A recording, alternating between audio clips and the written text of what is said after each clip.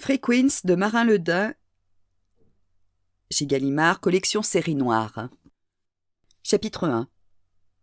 Paris, 13 juin 2019. L'autocar Mercedes-Benz de l'association Bus des femmes débarqua porte de Pantin sous une pluie battante aux alentours de 2 heures du matin. Comme chaque jeudi, il descendit la bretelle du boulevard périphérique et se gara à proximité de la porte où travaillaient une dizaine de prostituées nigérianes. 5 militantes, munies de parapluies et de prospectus, en descendirent et se dirigèrent vers elles. Certaines prostituées s'éloignèrent aussitôt pour les éviter.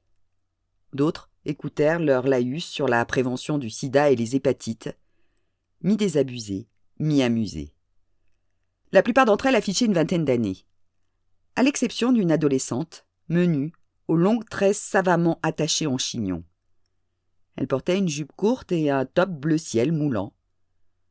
Légèrement à l'écart, elle observait la scène, comme si elle hésitait sur l'attitude à adopter. Une bénévole vint lui parler. L'adolescente esquissa un geste de refus.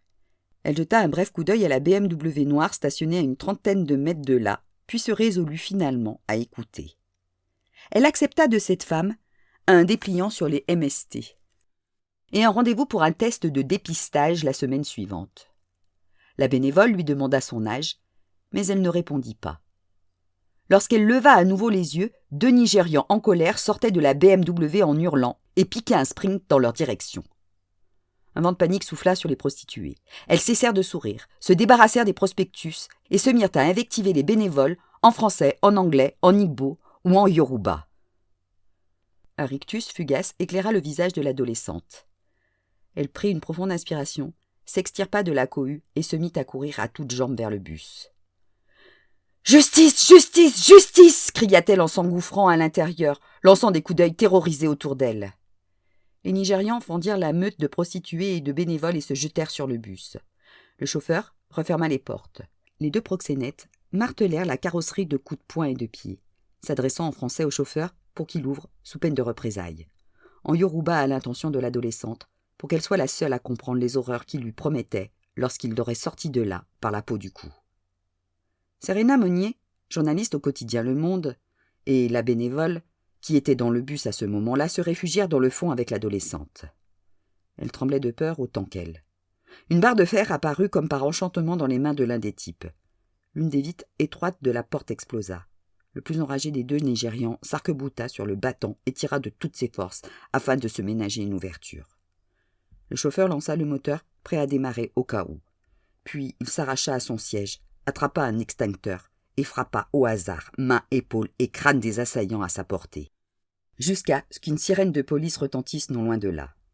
L'enragé se rua une dernière fois sur la porte, fourra la main sous son pull et brandit un revolver qu'il pointa sur le chauffeur, par la vitre brisée. « Ouvre !» Le chauffeur ne bougea pas, les yeux rivés sur le canon de l'arme. L'extincteur roula au sol. Les prostituées et les bénévoles formaient un arc de cercle muet autour de la scène qui s'élargissait au fur et à mesure qu'il reculait, prête à se jeter à terre, si le type se mettait à tirer. Des voitures s'entassaient au feu rouge en arrière-plan. Des visages curieux ou sidérés se tournèrent vers eux derrière les pare-brises. Des vitres s'entr'ouvrirent. Un portable apparut pour filmer la scène. Le Nigérian s'excita. « Ouvre, putain !» La sirène de police se rapprocha. Le feu tricolore passa au vert. Les voitures s'éloignèrent dardard. L'autre proxénète secoua la tête. Il saisit le bras de son comparse par le manche et prononça des paroles que Serena Monnier n'entendit pas. L'instant d'après, les 2 hommes s'enfuyaient jusqu'à leur véhicule, démarraient en trombe et disparaissaient au sommet de la bretelle d'accès du boulevard périphérique. La fugitive jaugea longuement Serena Monnier, avant de se passer la langue sur les lèvres et de s'éclaircir la voix. « Je m'appelle Yasmine Douyoum, dit-elle d'une voix franche. Je vais bientôt fêter mes 15 ans et je veux vivre. »